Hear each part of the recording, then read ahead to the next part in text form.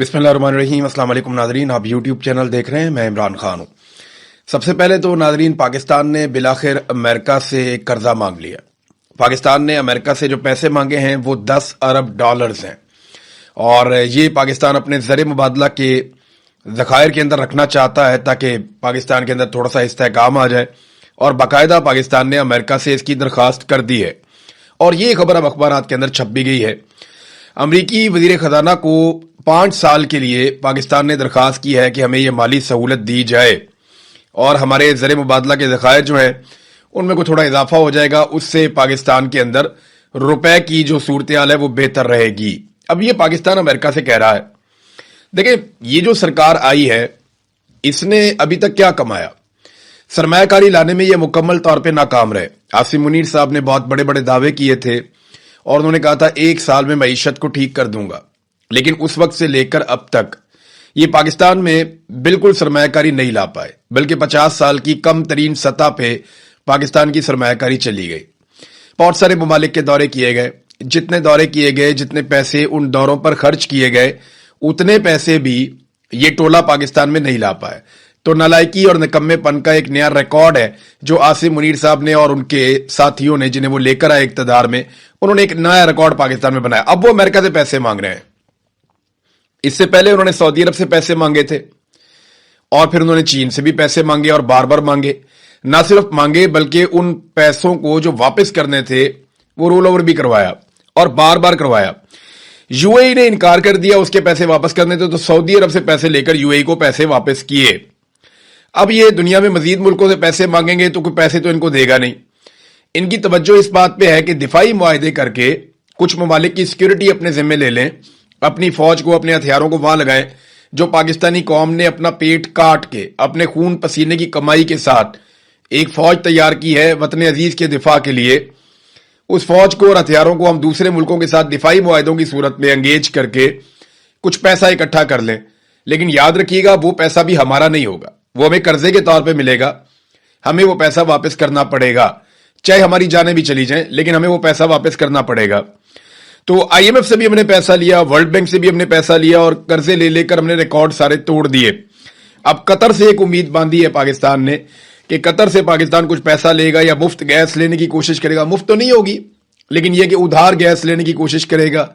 तो इसमें वहां पे भी एक दिफाई मुआहदा पाकिस्तान करने जा रहा है। अभी हाल ही में पाकिस्तान ने हौसियों को जवाब दिया है, क्योंकि जो यमन के हौसी हैं उनकी बाकायदा फोर्सेज हैं। उन्होंने सऊदी अरब को धमकाया। सऊदी अरब के साथ उनकी पुरानी एक लड़ाई चल रही है, और उस लड़ाई में माजी में जब नवाज शरीफ साहब की हुकूमत थी, वो वजीर आजम थे, तो सऊदी अरब ने पाकिस्तान से मदद मांगी थी, दिफाई मदद। तो उस वक्त की जो पार्लियामेंट थी, पार्लियामेंट ने इनकार कर दिया था।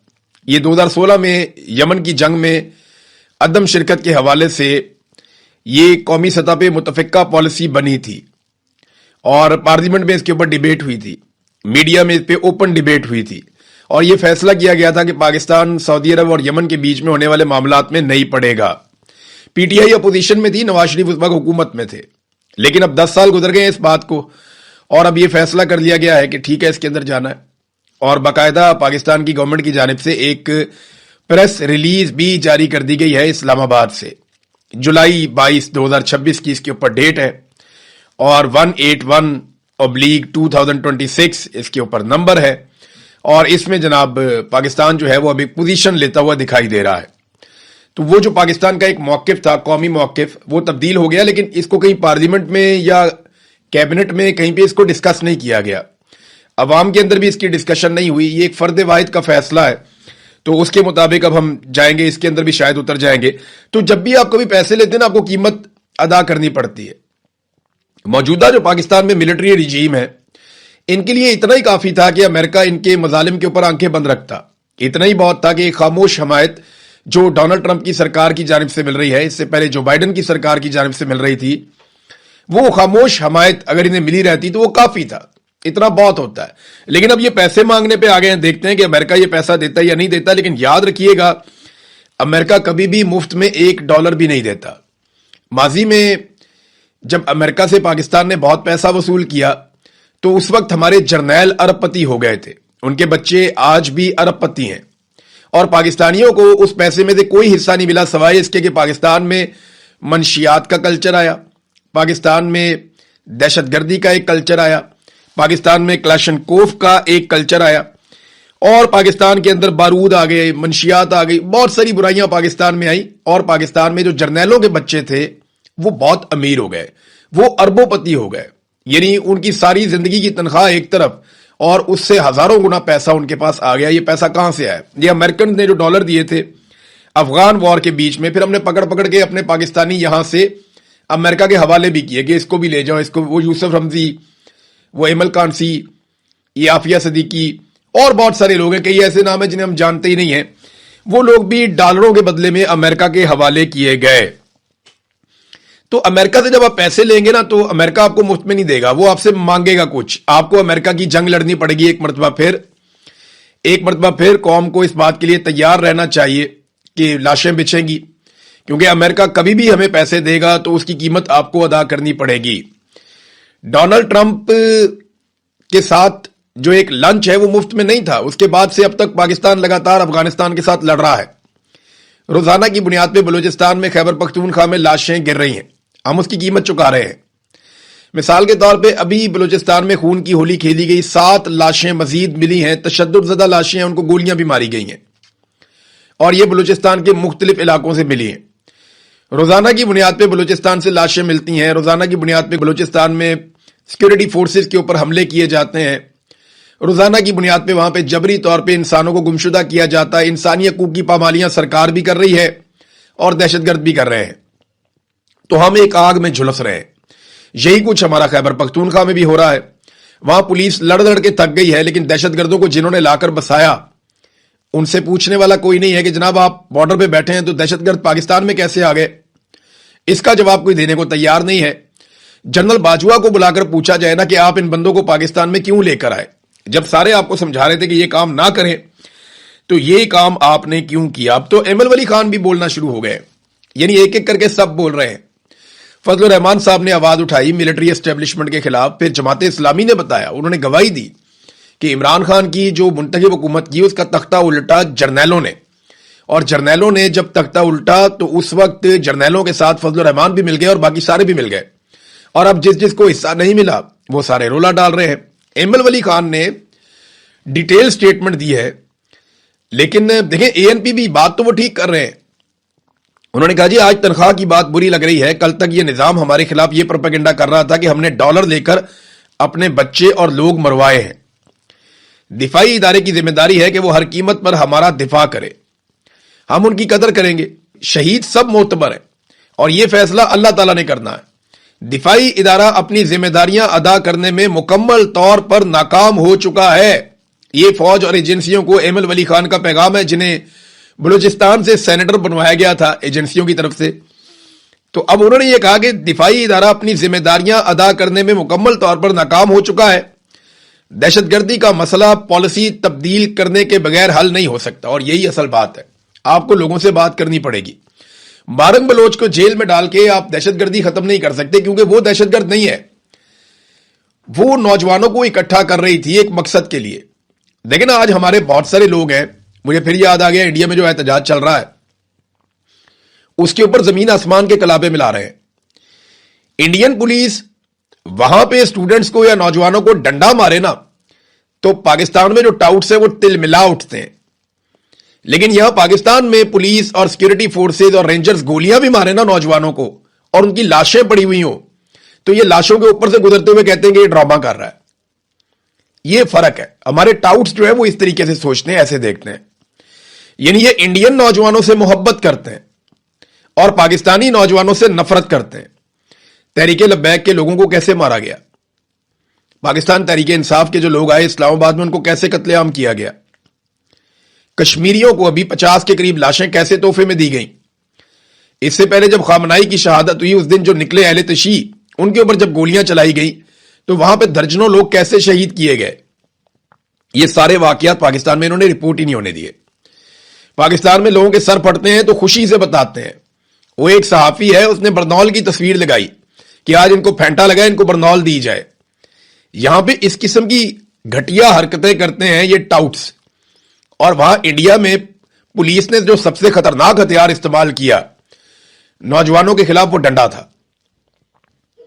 और यहां पे काम शुरू ही G3 से होता है, क्लैशनकोव से होता है कि मारो इनको, कोई इनका पूछने वाला नहीं है और ना ये किसी को जवाब दें। तो ईमान मजारी जो आवाज उठाती थी, इंसानियत के लिए बात करती थी, इंसानी हकूक के लिए बात करती थी, उसको 17 साल के लिए जेल में डाल दिया।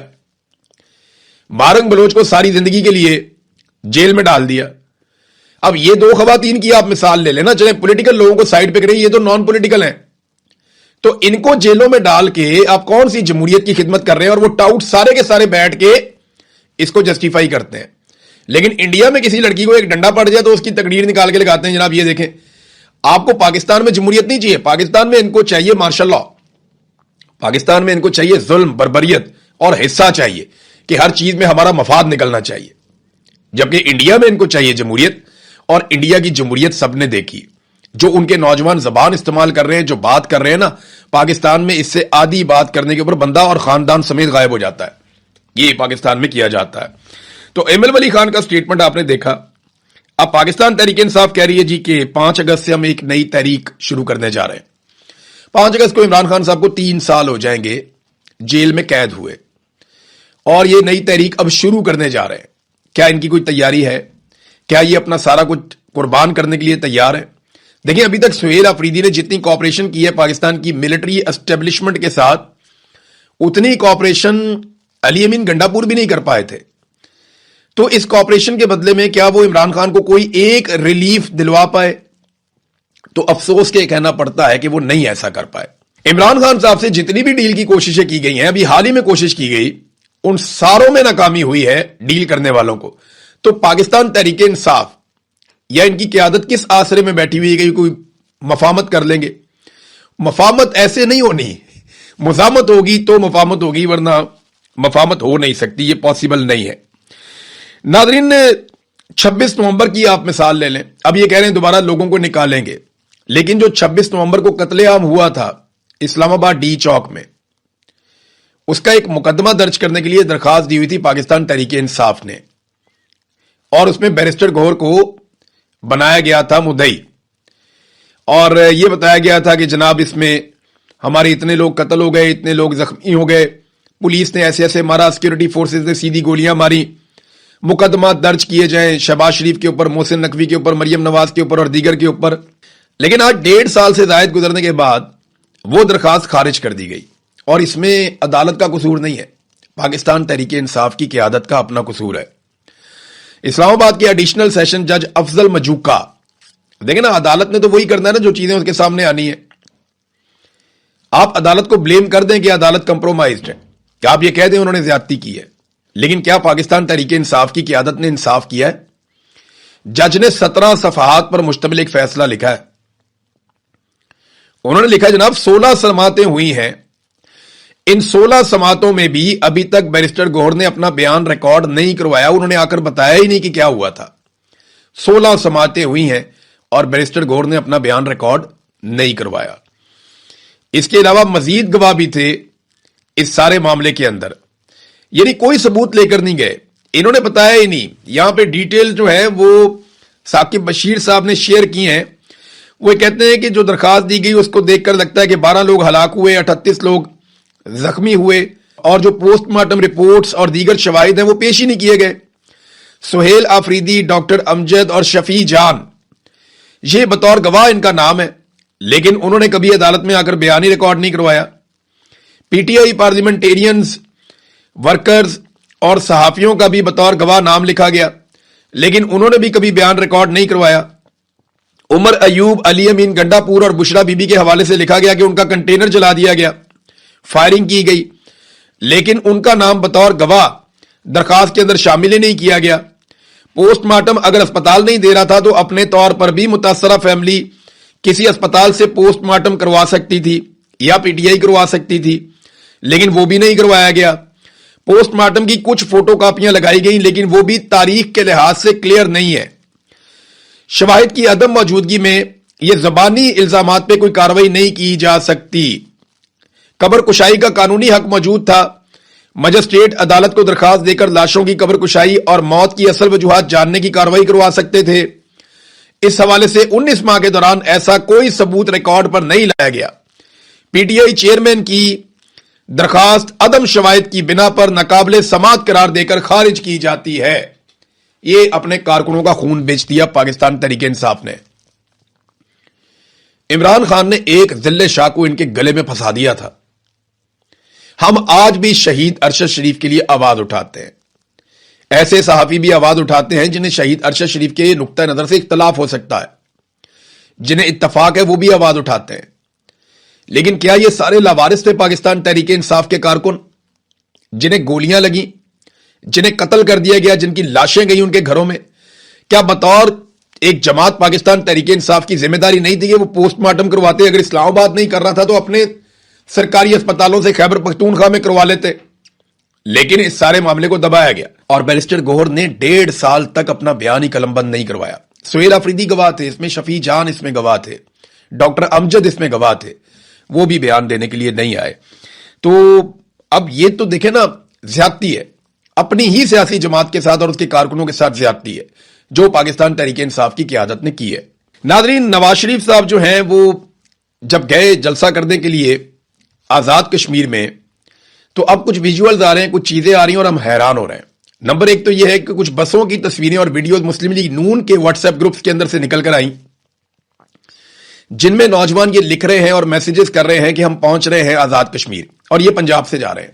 یعنی پنجاب سے سینکڑوں لوگوں کو بسوں میں بھر کے آزاد کشمیر پہنچایا گیا تاکہ نواز شریف صاحب وہاں پہ جلسہ کر سکیں اور لوگ کم دکھائی نہ دیں۔ میں بھی سوچ رہا تھا، ایک تو پہلے ہی بہت تھوڑے سے لوگ ہیں، وہ پنڈال کو بھر ہی نہیں پائے، آدھے سے زیادہ پنڈال خالی تھا، لیکن جو لوگ وہاں موجود تھے وہ بھی باہر سے لائے گئے تھے۔ ابھی یہ ایک واٹس ایپ گروپ ہے جس کا تعلق لاہور کے قریب قصور سے ہے، یہ وہاں سے تقریباً کو 200-250 لوگ الگ الگ گاڑیوں میں بیٹھ کے جا رہے ہیں آزاد کشمیر کی طرف، پھر باقی جگہوں سے بھی ایسے ہی پہنچائے گئے ہیں۔ تو اس کا مطلب یہ ہوا کہ آزاد کشمیر کے لوگوں نے نواز شریف کو، مریم نواز کو ریجیکٹ کر دیا، اور ایسے ہی فارمولے پر پیپلز پارٹی بھی کام کر رہی ہے۔ وہ اپنے جالے اکٹھے کر کے مختلف علاقوں سے لے کر آتے ہیں اور لا کر انہیں ایک جگہ پہ جلسہ کرواتے ہیں، اور یہ ثابت کرنے کی کوشش کرتے ہیں کہ ہمیں آزاد کشمیر کے لوگ بہت پیار کر رہے ہیں، ہمیں یہاں پہ بہت سارے ووٹ ملیں گے، ہم حکومت بنا لیں گے۔ کیونکہ حکومت تو ان کو بنا کر دینی ہے وہاں پہ مقامی ملٹری اسٹیبلشمنٹ کے نمائندگان نے، انہوں نے بتانا ہے کہ کس کی کتنی سیٹیں، کس کی کتنی سیٹیں، اور کون بنے گا وزیر اعظم اور کون بنے گا کون سی وزارت کے اوپر وزیر۔ یہ تو فیصلہ ملٹری اسٹیبلشمنٹ نے کرنا ہے، اور اگر اس کا رستہ کسی نے روکنا ہے تو آزاد کشمیر کی عوام نے روکنا ہے۔ ابھی تک تو وہ irrelevant ہیں، وہ ان کے جلسے جلوسوں میں بھی نہیں آ رہے، لیکن جب وہ ریلیونٹ ہوئے اور میدان میں آئے اور انہوں نے اس کے خلاف سخت پوزیشن لی تو پھر امتحان ہوگا پاکستان کی اسٹیبلشمنٹ کا بھی۔ نواز شریف نے نا جو تقاریر کی اس کے ساتھ پرانی تقاریر ملا کر لگائی ہیں لوگوں نے، آزاد کشمیر کے لوگوں نے، یعنی جو باتیں نواز شریف نے آج سے 10 سال پہلے کشمیر میں کھڑے ہو کر کہی تھی نا، سیم وہی باتیں، وہی دعوے، وہی وعدے اور وہی تقریر نواز شریف نے ریپیٹ کر دی، بالکل وہی سیم۔ تو 10 سال پہلے جو آپ کو اقتدار ملا تھا تب یہ کام کر دیے تھے، تب یہ کام کرنے چاہیے تھے نا۔ 10 سال پہلے بھی کام نہیں کیا، آج بھی کام نہیں کیا، ابھی بھی آپ کی سرکار بنی ہوئی تھی، آپ نے کام نہیں کیا۔ 15 سال سے پیپلز پارٹی اور پی ایم ایل این کی آزاد کشمیر میں لگاتار حکومت ہے، لیکن 15 سالوں میں حرام ہے کہ انہوں نے، بلکہ 15 سال نہیں ہو گئے، زیادہ ہو گئے، 20 سال کے آس پاس ہو گئے، آزاد کشمیر کے لوگوں کو جو وعدے کیے ہیں، حرام ہے کہ انہوں نے کوئی وعدہ پورا کیا ہو، کچھ بھی نہیں کیا انہوں نے، اور آج یہ ایسے تقریریں کرتے ہیں جیسے یہ ہمیشہ سے اپوزیشن میں تھے۔ نواز شریف صاحب نے نا کیپٹن صفدر کو کہا کہ یہ جو بابا ہے نا اس کو نچاؤ۔ یہ ویڈیو میں دیکھ کر مجھے بڑا دکھ ہوا کہ وہ بزرگ آدمی ہے، اس کو آپ پیسے ویسے دے رہے ہیں، اس کو آپ لے کر آتے ہیں، اوپر بلاتے ہیں، بیٹی بلاتی ہے، باپ کیپٹن صفدر کو بلا کے کہتا ہے کان میں کچھ، کیپٹن صفدر اس بابے کو جا کے پکڑ کے زبردستی نچوانا شروع کر دیتا ہے۔ وہ بزرگ آدمی ہے، اس کو ڈانس کروا رہے ہیں صرف اپنی ایک ویڈیو کے لیے۔ کیسی انفارچونیٹ چیز ہے۔ وہ ویسے نیچے بھی ناچ ہی رہا تھا، لیکن نواز شریف صاحب نے اپنی خواہش پہ اس کو سٹیج پہ چڑھوا کے نچوایا ہے، اور اس کے اوپر نواز شریف خوش ہو رہے تھے۔ یہ نا ان کی مینٹیلٹی اتنی سی ہے، یہ شغلیہ خاندان ہے، شغل وغل ہی لگاتے ہیں بس۔ یہ انسان کو انسان نہیں سمجھتے، یہ سمجھتے ہیں کہ یہ بس ہمارے لیے کیڑے مکوڑے ہیں۔ اور مجھے اچھی طرح یاد ہے ایک دن مریم نواز نے